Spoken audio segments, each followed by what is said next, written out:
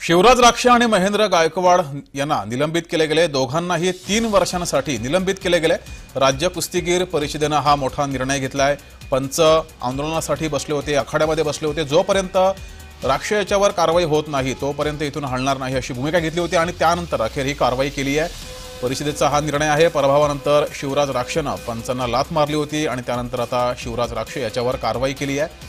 शिवराज राक्षे आणि महेंद्र गायकवाड यांना 3 वर्षांसाठी आता निलंबित केले गेले।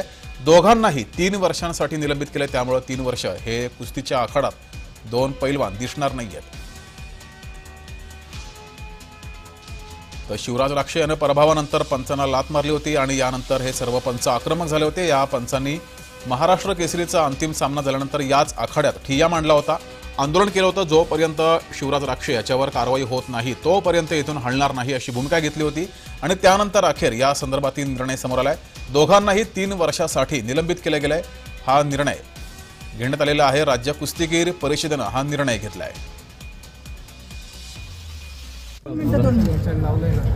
आज जे सीबी कुस्ती झाली शादीवर, त्यामध्ये शिवराज राक्षे आणि मोहोळ यांच्यामध्ये कुस्ती झाली आणि पंचांनी जो निर्णय दिला होता, आणि पंच हे इंटरनॅशनल पंच राहते, बाहेर देशात बी पंचाचं काम करून ते आले आहे। पंचाचा निर्णय बरोबर होता, पण जे खेळाडू वृत्तीनं खेळायला पाहिजे ते यावेळी दिसलं नाही।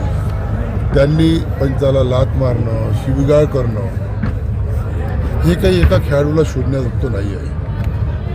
आणि म्हणून आम्ही या ठिकाणी निर्णय घेतला की शिवराजला 3 वर्षासाठी आम्ही या स्पर्धेतून सस्पेंड केलं, त्याला कुठेही खेळता येणार नाही। त्याचप्रमाणे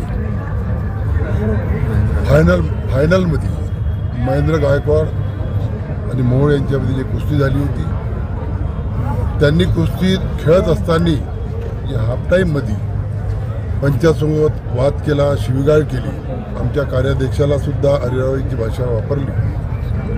हे न शोभणार आहे का खेळाडूला?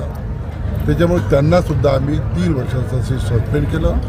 त्याला 3 वर्ष स्पर्धेमध्ये दोघांनाही खेळता येणार नाही। ये मारहाण प्रकरणी गुन्हा दाखल करायचा